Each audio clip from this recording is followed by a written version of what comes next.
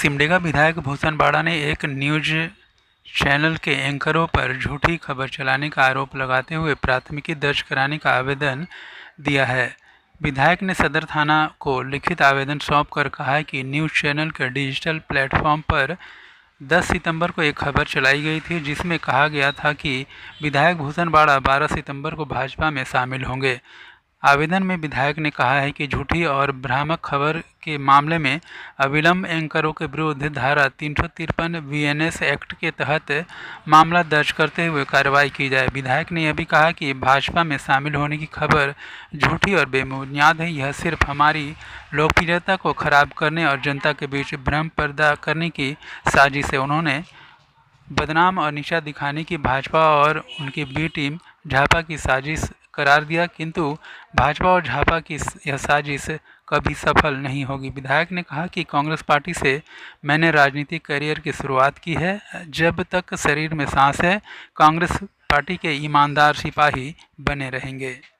सिमडेगा के उपायुक्त अजय कुमार सिंह की अध्यक्षता में पद्म अवार्ड से संबंधित बैठक हुई। बैठक में पद्म अवार्ड से संबंधित प्राप्त कुल 4 आवेदनों में समिति द्वारा विचार विमर्श किया गया। पद्म पुरस्कार देश के सर्वोच्च नागरिक पुरस्कार में से एक है।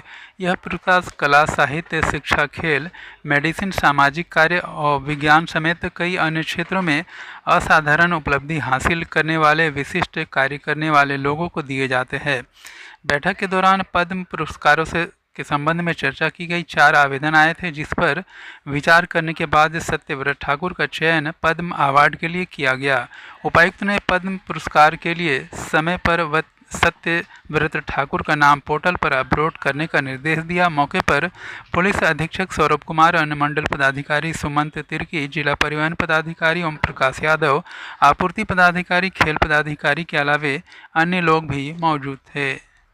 भाजपा की कोलिबिरा और सिमडेगा विधानसभा स्तरीय बैठक जिला कार्यालय में हुई। बैठक में विधानसभा चुनाव के निमित्त प्रत्याशियों के रायशुमारी की गई। अध्यक्षता जिला अध्यक्ष लक्ष्मण बड़ाइक ने की। बैठक में मौजूद राज्यसभा सांसद दीपक प्रकाश ने कहा कि झारखंड के भ्रष्ट गठबंधन सरकार को सत्ता से उखाड़ फेंकना है। हेमंत सोरेन के नेतृत्व में झारखंड सरकार ने भ्रष्टाचार के नए कीर्तिमान स्थापित किए हैं। आने वाले विधानसभा चुनाव में झारखंड की जनता मन बना चुकी है कि झारखंड से भ्रष्ट सरकार को उखाड़ फेंकनी है और झारखंड में भारतीय जनता पार्टी गठबंधन की सरकार बनानी है। अगले विधानसभा चुनाव में थोड़ी सी वोट से सिमडेगा विधानसभा चूक गई थी। इस बार सारा हिसाब बराबर होगा।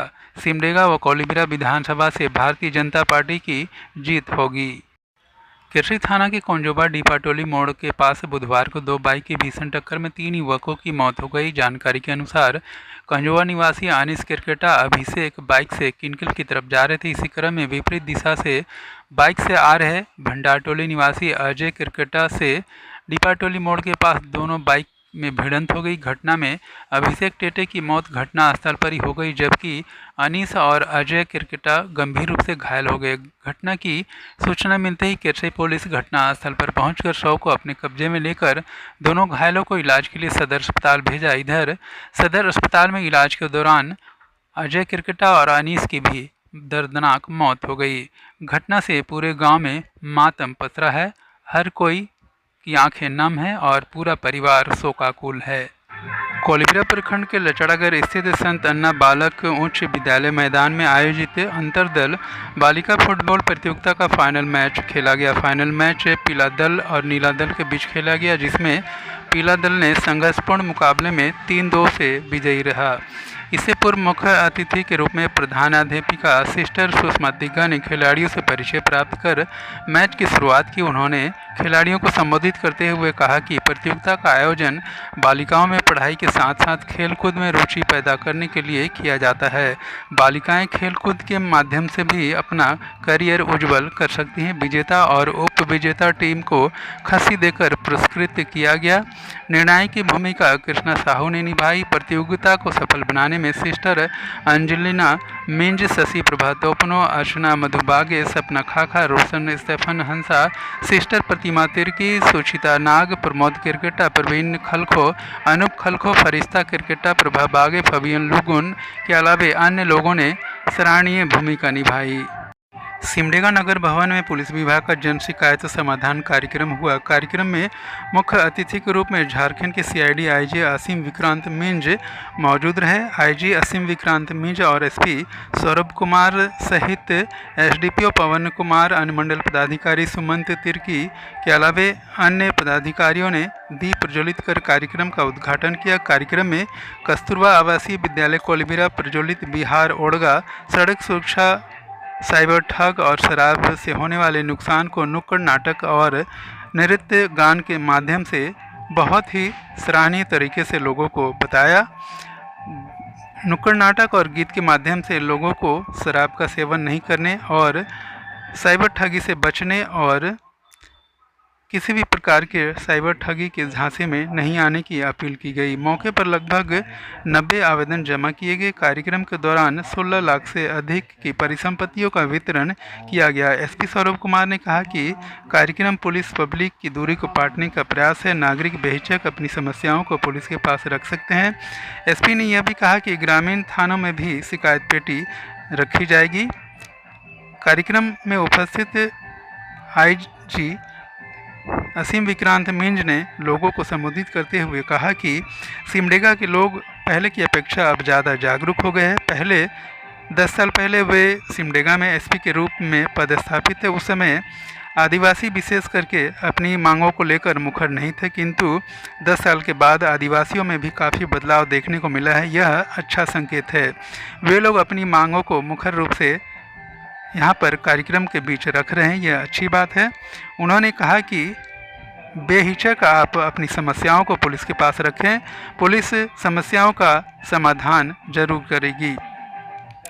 कार्यक्रम के दौरान ही शिकायत पेटी और टोल फ्री नंबर का लोकार्पण किया गया। कार्यक्रम में आईजी और एसपी, एसडीपीओ, एसडीओ सहित अन्य पदाधिकारियों ने शिकायत पेटी और टोल फ्री नंबर का लोकार्पण किया।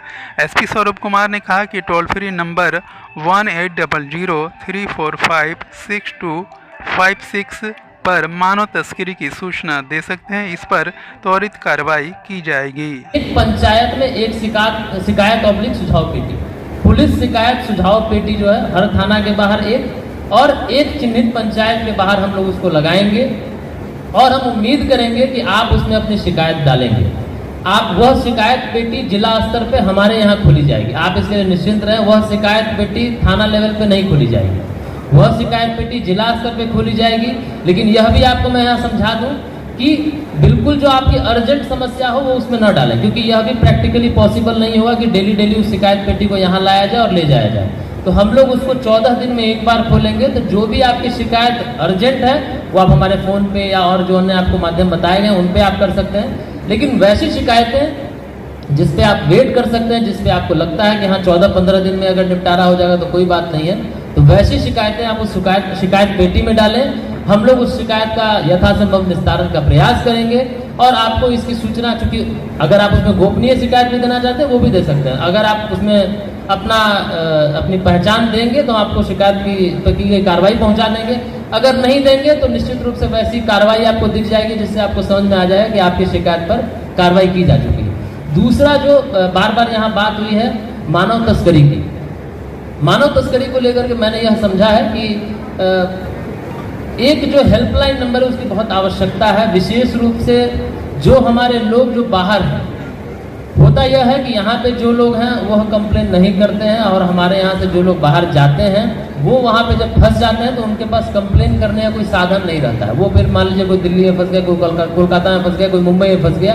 अब जब भी वो कंप्लेन करेगा तो हो सकता है लोकल थाना में ही कंप्लेन करेगा, वो सिमडेगा हो सकता है कंप्लेन न कर सके या कर सके, उसके पास नंबर होगा नहीं होगा, उस समय जिसको फोन करेगा फोन उठेगा नहीं उठेगा, ये सारी समस्याएं रहती है। इसलिए हम लोगों ने मानव तस्करी के लिए एक डेडिकेटेड नंबर यहाँ पे लॉन्च आज हम कर रहे हैं, जो अभी लॉन्च हम आईजी सर से कराएंगे। इसका मेन उद्देश्य यह है, आपको बताने का मुख्य उद्देश्य यह है कि अगर आपकी जानकारी में कहीं पे मानव तस्करी हो रही हो, आप एनोनिमस रूप से, गुप्त रूप से आप उस नंबर पे कॉल कर सकते हैं। दूसरा, अगर आप जानते हैं कि आपके गांव से, पंचायत से, आपके टोला से लोग बाहर बड़ी भारी मात्रा में जाते हैं, आप उस गांव, टोला, पंचायत में इस नंबर को पूरा प्रचारित करें। जो जाता है कोई बात नहीं, जाने दीजिए। हम लोग माइग्रेशन, जो सेफ माइग्रेशन है उसको नहीं रोक सकते, लेकिन उनको इस नंबर की जानकारी दीजिए ताकि जब भी वो वहाँ पे समस्या हो, जब भी डिस्ट्रेस में वहाँ पे हो, तो वो उस नंबर पे कॉल कर सके और हम लोग यहाँ से फिर उनको जो है समस्या का समाधान उनके करेंगे, चाहे हम अपनी टीम भेजेंगे, वो समस्या के आधार पर उसका हम लोग निस्तारण करेंगे। तो हम शिकायत रहती है कि लोगों की शिकायतों को थाना में लोग रिसीव नहीं करते हैं, शिकायत का पंजीकरण नहीं होता है। इस कार्यक्रम के बाद आगे के दिनों में ये डेफिनेटली हम लोग इंश्योर करेंगे कि जो भी आपके मामले हैं जन शिकायत समाधान कार्यक्रम के लिए, अगर थाने में आपका आवेदन नहीं लिया गया, बाई चांस ऐसा हो सकता है, हम मानते हैं कि ये शिकायतें अभी भी हैं, लेकिन जन शिकायत समाधान कार्यक्रम से संबंधित एक जो स्टॉल है इसके साथ वो आपके कार्यालय में डेफिनेटली रहना चाहिए, सो दैट कि ये जो प्रोग्राम आगे चलता रहे, वो अगर कहीं और उस पर कहीं पर भी ढील हो रही है तो कम से कम हम लोग ये इंश्योर कर सकें कि पुलिस अधीक्षक सिमडेगा के कार्यालय में एक काउंटर या तो फिर एक बॉक्स इसके लिए हमेशा है कि सिमडेगा पुलिस का जन शिकायत समाधान कोषांग कार्यरत है, और कहीं भी अगर शिकायत उसकी नहीं ली गई है तो आपके यहाँ जन शिकायत समाधान कोषांग उस आवेदन को ले, उसका एक रजिस्टर में नंबर चढ़ाए, तो ये एक इम्पॉर्टेंट चीज़ होगा ताकि कम से कम आपको एक नंबर मिल जाएगा और ये इंश्योर हो जाएगा कि आपकी बात आगे फॉलो अप की जाएगी। ये इस कार्यक्रम के उद्देश्य में हम लोगों ने लिखा भी है कि नागरिकों के से संबंधित शिकायतों को प्राप्त करना और शिकायतों का पंजीकरण करना, क्योंकि पंजीकरण नहीं होने पर बहुत बार अकाउंटेबिलिटी नहीं हो पाती है, कहाँ चला गया आवेदन, कहाँ चला गया, फिर उसके बाद फिर हम लोग फिर दोबारा जब आते हैं तो पता चलता है कि वो कहीं है ही नहीं। तो ये आप लोगों से मेरा अपील भी होगा कि जब भी आएँ तो आप अपना शिकायत मौखिक सिर्फ नहीं दें, लिखित लेकर के आएँ। बहुत बार ये होता है, जैसे मैंने पुलिस अधीक्षक के रूप में महसूस किया है कि लोग अपनी बात लेकर के आते हैं, एसपी साहब के पास गए, थाना में गए, अपनी बात बोल दिए, हमने भी कह दिया कि हाँ ठीक है देख लेते हैं, किसी को फ़ोन कर दिया, बता दिया, वो फिर वहाँ गया, लेकिन उसमें होता क्या है कि चीज़ें कहीं गुम हो जाती हैं, फिर उसके बाद उसका फॉलोअप पता नहीं चल पाता है कि हुआ क्या। तो आप सबसे मेरा अनुरोध होगा कि जब भी आप जाएँ कभी भी किसी सीनियर अफसर से मिलने के लिए, तो अपने साथ एक लिखित आवेदन और एक रिसीविंग के लिए उसकी एक फोटोकॉपी जरूर लेके जाएं। उस चीज़ के बारे में आप वरीय पदाधिकारी को न सिर्फ बताएं बल्कि इंश्योर करें कि वो आपका आवेदन वहाँ पर जमा हो जाए। हो सकता है बहुत सारी जगहों पर ये बातें बताने की ज़रूरत नहीं हो, लेकिन मुझे पता है कि सिमडेगा में, गुमला में, खूंटी में, लोहरदगा में, खासतौर पर यहाँ पर ट्राइबल बहुल जिलों में हम लोग इन चीज़ों से, छोटी छोटी चीज़ों से भी हम लोग बहुत वाकिफ़ नहीं हैं कि शिकायतें कहाँ पर देनी है, क्यों देनी जरूरी है, क्यों लिखित में डालना उसको ज़रूरी है, ताकि फॉलोअप हो सके। कल को जब ज़रूरत पड़ेगी तो हम पूछेंगे, सूचना अधिकार के माध्यम से पूछेंगे कि मेरा फलाना तारीख को एसपी साहब के यहाँ जन शिकायत समाधान कार्यक्रम या समाधान कोषांग में हमने जो आवेदन दिया था उसका क्या हुआ। आपने उसको, पुलिस अधीक्षक ने उसको एसडीपीओ को भेजा, थाना प्रभारी को भेजा, अगर थाना प्रभारी को भेजा तो उसने क्या किया कार्यक्रम, उसमें आवेदन में आपके पक्ष में कार्रवाई हो ना हो एक अलग बात है।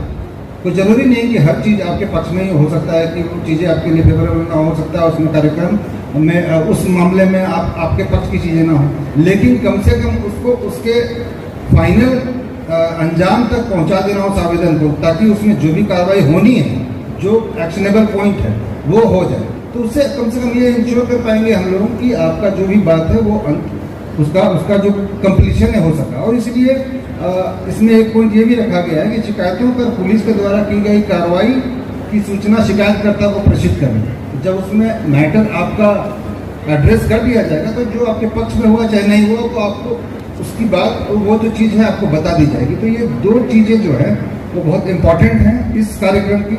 और उसके बाद तीसरा ये कि अगर कोई मामला एक पर्टिकुलर समय के बाद, एक पर्टिकुलर समय तक नहीं एड्रेस हो पाया है, तो फिर उसको सीनियर अफसर तक उसको पहुंचाना। जैसे कि यहाँ के मामलों में, सिमडेगा के मामले में हम एक नोडल अफसर के रूप में काम करेंगे, तो यहाँ पर जो भी मामले आएंगे 15 डेज के भीतर में या 20 डेज के भीतर में, 2 सप्ताह के भीतर में, उसमें जितनी भी शिकायतें हैं उसमें क्या शिकायतों पर किया गया, कितने मामले किनको भेजे गए, कितने मामले पेंडिंग है और उसमें पेंडिंग है तो क्यों है, तो उन सभी चीज़ों को लेकर के एक सिनॉप्सिस हम पुलिस अधीक्षक से लेंगे और उसकी मॉनिटरिंग लगातार मेरे स्तर पर की जाएगी। और ये चीज़ न सिर्फ मेरे यहाँ बल्कि सभी जिलों में ये जो सरकार का की जो पुलिस और पब्लिक के बीच का इंटरफेस, जो विश्वास, उसको हम लोग और बढ़ा सकें और बेहतर कर सकें। मैं इस समय आज के इस प्रोग्राम में एक पुलिस अधीक्षक सिमडेगा और सिमडेगा पुलिस को अप्रिशिएट भी करना चाहूँगा। एसपी साहब ने बहुत विस्तार में अपने जिले में किए जा रहे कार्यक्रमों के बारे में बताया। मुझे विशेष रूप से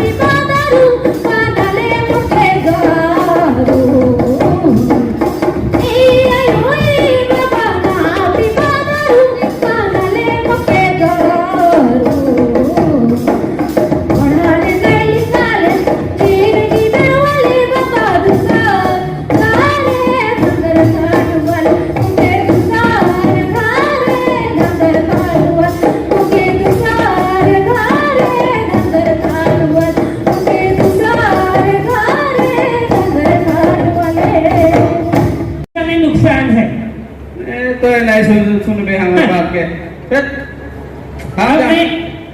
अब नहीं मानिस तो क्या करब दे हम चलो ठीक जा हम भी घर जाती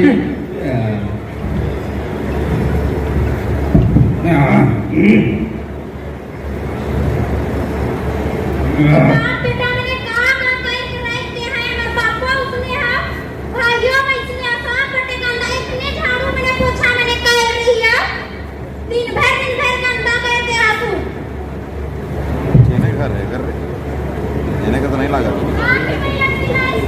देख तो कटे गंदा करके आसू कोई के छूट बोने का रहा हां हां ओहरे दारू दरवाजा अरे भाई रिपोर्ट करने जाना पड़े भाई ओहरे दारू ओहरे माजा दारू कर रहे पानी बिना सिगरेट तो पी के देखी लगा तर लगे सिगरेट माजा ही कर देखो सिगरेट कर हां तुमका कैसे निकली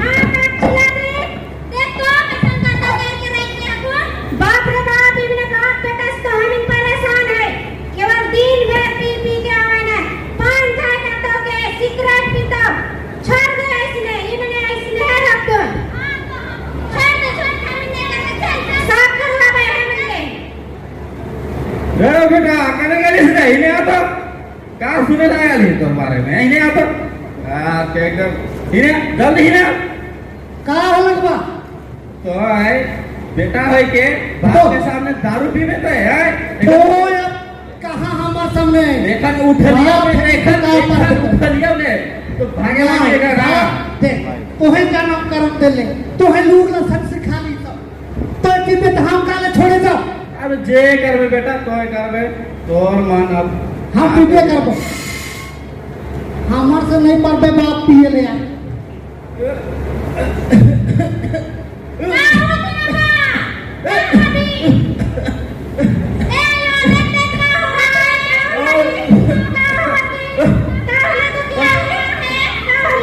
कैसा जलन जलन लगा था कैसा लगा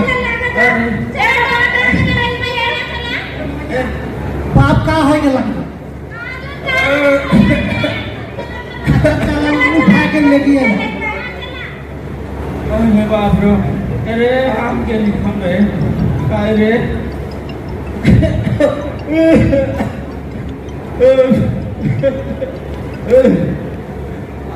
हां